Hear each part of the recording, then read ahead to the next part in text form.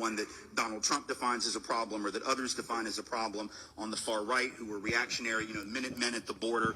I'm talking about the reason we have a narrative problem around immigration and the reason we have such vitriol aimed at folks coming across the border. But keep in mind, only one border, right?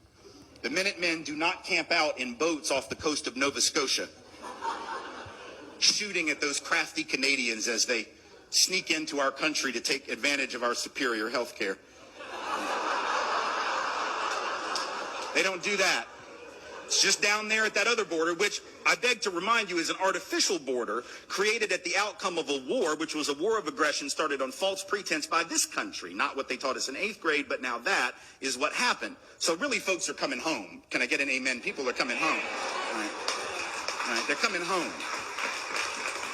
They're coming home, and their families were here a long time before the vast majority of ours, and yet we tell them that they don't belong. Very interesting.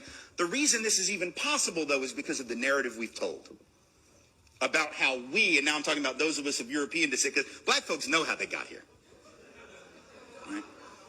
A lot of Asian folk know how they got here. A lot of folks were brought over, particularly Chinese folk, to work the railroads, didn't care how many of them died. Right? Indigenous folks know how they got here.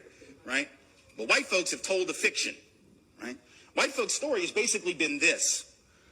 Our people came for liberty and freedom.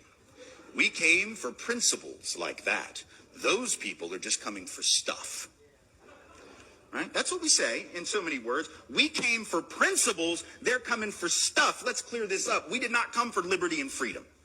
And I know this because if we had come for liberty and freedom, we would have established liberty and freedom.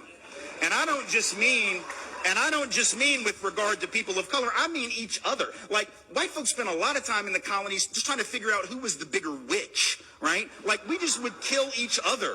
It wasn't like one big happy white family. It was just, you're not a good enough Christian. No, you're not a good enough Christian. No, you're not a good enough Christian. Now I'm going to drown you because you're a warlock. I mean, that was the kind of, like, in a nutshell, that was the colonial experience. So that was not Schoolhouse Rock, right?